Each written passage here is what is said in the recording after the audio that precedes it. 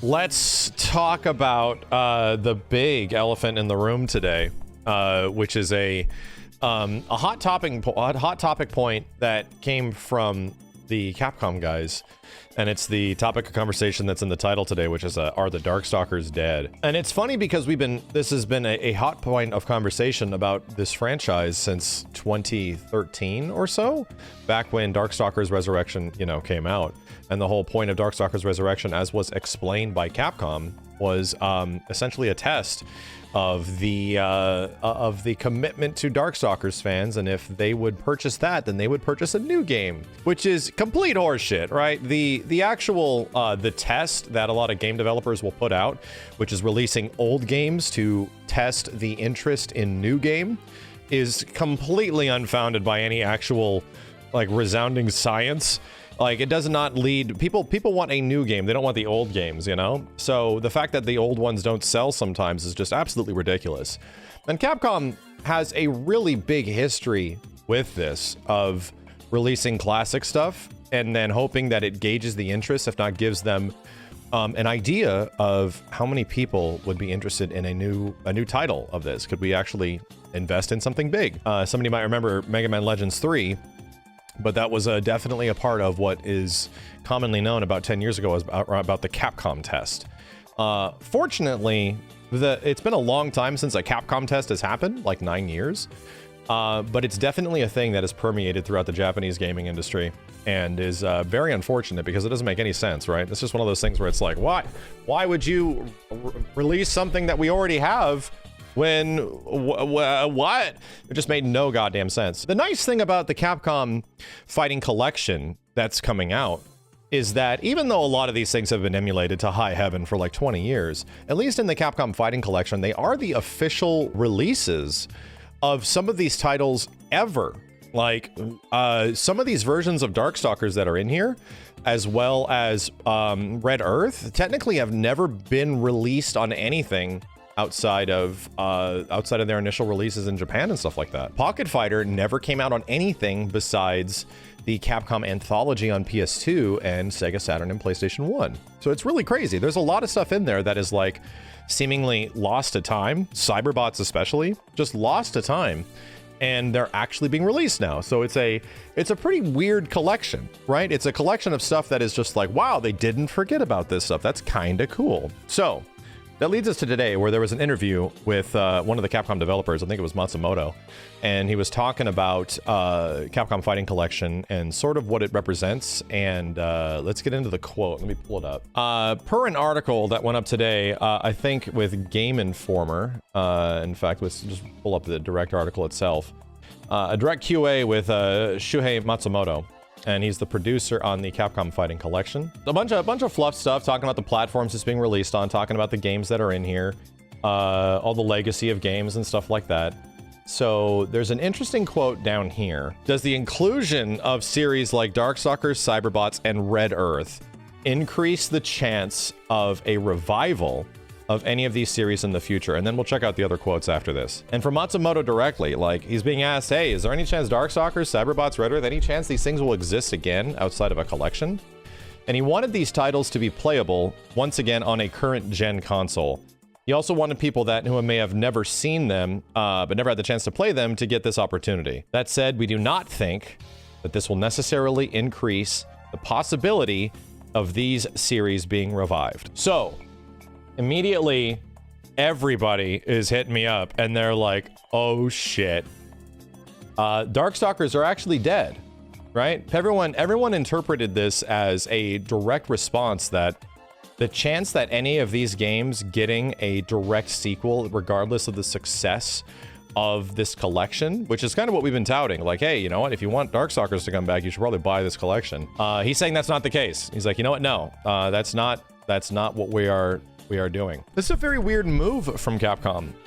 Mind you, this is almost like it seems that the producers of this game are aware. They're aware that there has been some very untrustworthy and sort of mean promises made to fans, especially fighting game fans, over the past 10 years regarding certain fighting games. It more seems like they don't want people to get the wrong idea. They don't want to get people to have an idea just of what your expectation is from this, because potentially previous management that happened, right, is kind of rough. So a lot of people immediately saw this situation as the Darkstalkers are dead, all these games coming back is essentially game over. Here's the funny thing. I definitely didn't read it that way. As somebody that is like been around these developers and has brutally paid attention to a whole bunch of what's going on, it does seem like he's being really honest about this situation. But here's the thing in this industry that a lot of people seem to forget, and eventually it does come around because it is important. Money is important. Money talks. Even in any situation, money always talks. This seems like we do not think that this will necessarily increase the possibility of these series being revived. He didn't say no, which is funny. This is once again producer talk. I'm not saying that there's games in development right now. I'm not saying there's anything about this. I'm not saying it's specifically good or bad. All I'm saying is the producers of this game don't want to bury themselves 6 feet underground that they might have done with previous collections. This is a situation where they do not want people to get an idea that, hey, you know what? It's like they're aware that the Capcom test had existed in the past. People know of it. People are like aware of it because it has had a profound negative impact on some of their games before. So to me, this doesn't come across as like a direct no. This doesn't come across as like, hey, no, if this game sells well, you're not getting anything else. It doesn't. It comes across as like, hey, we're not specifically using this as a gauge of representation of what people are interested in the future. Like, if they are going to do something with any of these franchises in the future, they're going to do something with it. And it's not going to come at the caveat of, did the Capcom Fighting Game Collection sell well? And that's what happened before. They essentially led players on and shit. This actually doesn't specifically mean that the Darkstalkers are dead. Or does it mean that if this game sells bad, that the Darkstalkers are dead? Or does it mean that if this game sells well, the Darkstalkers are alive? Not really. You know what I think this means? I think it means that if this game sells well, if there's like a whole bunch of people that are interested in these old, obscure Capcom fighting games, here's what I think it means. I think it means they'll make more Capcom Fighting Collections, is what I think it means. I think they're kind of done with that. Like, I think they sort of understand the process that, yeah, pitching people old games and using that as a basis to buy new games is bullshit. It's never been an issue. So it's never been a thing that actually leads to a result that makes any sense. And it seems like they know that now. I kind of respect this answer, because this sort of lets me believe that the Capcom Fighting Game division is more self-aware than it's been in a hell of a long time. And you know what? This game is absolutely a sign of goodwill. It really is. The fact that they give a shit about these older fighting games. I still think 100% that if you're like, oh, well, this means I'm not buying it, right? Blah, blah, blah. This means I'm not buying it. I'm just going to stick to Fightcade. You know what? You do you, right? I'm going to say you do you. But if this was a sign of further Capcom fighting games potentially getting support of some kind, whether or not it's individually Red Earth, Cyberbots, or Darkstalkers, that's where I think people should be hoping that this purchase may say something. But here's my personal take, right? My personal take is that Darkstalkers has always been a super risky franchise, right? Making Darkstalkers exist in some way beyond its initial existence, beyond the initial Darkstalkers series, has always proved to be very challenging and very weird. I don't know if there would, in any situation, be really a moment where, bam, Darkstalkers is back. Like, suddenly, Darkstalkers is just a thing again. Even if it was violent and sexy, you know, even if it was the thing that everybody's always wanted Darkstalkers to be, like a rated M Capcom Darkstalkers game. Holy shit, please give me that, man. People have been asking for that for like over 10 years. Even if it was something like that, it's still super risky. So let me read this one. How important is it to preserve these classic games? Do you think there's a chance for new groups of players to become fans of older titles? I think classic materials will definitely be preserved. This is true for not only games, but for all industries and cultures. My goal is to revitalize the community by doing so. I also want people who have never played Capcom's past titles to get a chance to, and I want people who jumped in after Street Fighter V to be able to say, I didn't know that costume was from that character, and fall in love with the characters, the world and story from which they were in the original titles. I believe one of my jobs is to create these kind of opportunities for our players. Well, that's very refreshing. The fact that there is some attention being paid to the past and not just only Street Fighter V, only Street Fighter 6, screw everything else, you know? That's good that they're paying attention to Capcom's fighting legacy in some way. Will working on this collection inform your work with upcoming fighting games in any way? If the scale and concept are similar, it is highly possible that the learned experience will reflect in future projects. The mindset is to continue doing what worked and optimize where we can for future titles. Well, that sounds like good news. The interesting thing is that everyone sort of seemed to immediately jump on this really kind of sad quote right here, but miss potentially one of the best quotes here, which is this: if there's a game in similar concept and scale, and we learn from this game that can go into future projects, then any of the mindset that we did can work and be optimized for other games in the future. That's extremely good news. Practically telling you right to your face, even though you might be perturbed by the damn Darkstalkers quote. You know what? Yeah, if there's a bunch of classic Capcom fighting games that are out there that we can bring back with rollback netcode, if not give them all lobbies, give a proper like celebration of these games, like celebration style collections. You know what? If there's one genre of Capcom fighting game, genre of Capcom game that has not gotten collections, that has shockingly been omitted for so damn long, and games and releases that are literally stuck in the 90s and shit, it's friggin' fighting games, dude. It feels like every single other Capcom game that has been around outside of,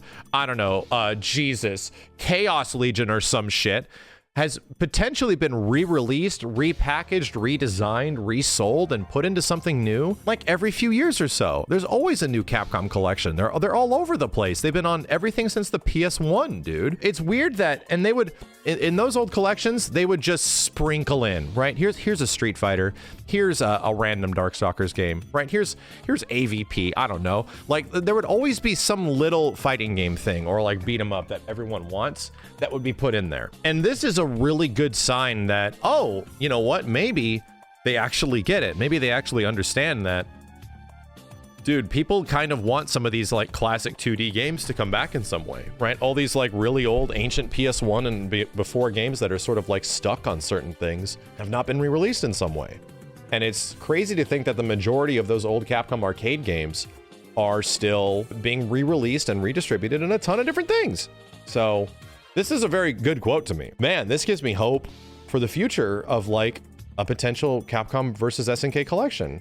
This gives me hope for Project Justice and Power Stone. This gives me hope for potential Marvel vs. Capcom collections of some kind, right? All these games have been quite literally stuck in certain ways to certain things. I don't think Capcom's fighting game division anymore wants to bait the shit out of you, is what I'm trying to say.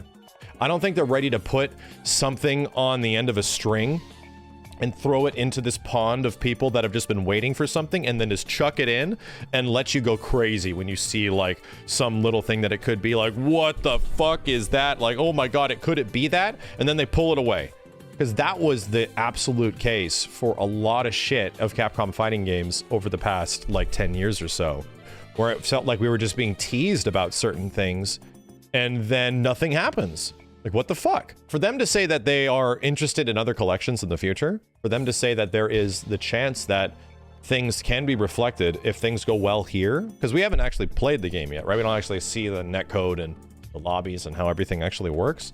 But if this does work out, right, and this is a fighting game collection that works and has good online and is something that I still probably, because once it comes out, we'll know, but it seems pretty encouraging so far because it's made by actual internal Capcom devs. It's not being outsourced. We did find that out as well. This is actually being made in-house by direct Capcom developers, which is kind of interesting. Ultra Street Fighter 2 did really damn good on the Switch and did not take a whole bunch of resources to do so, and a ton of people bought that shit, you know? So I would just like to think that there is a possibility that these games can exist in some way in the future. And hopefully if this one's successful and if everything works out in this and this game does get good reviews, fucking A, dude. Please, because there are so many more other Capcom fighting games that that are actually way more popular that definitely can use some attention, and it would be lovely if they got re-released.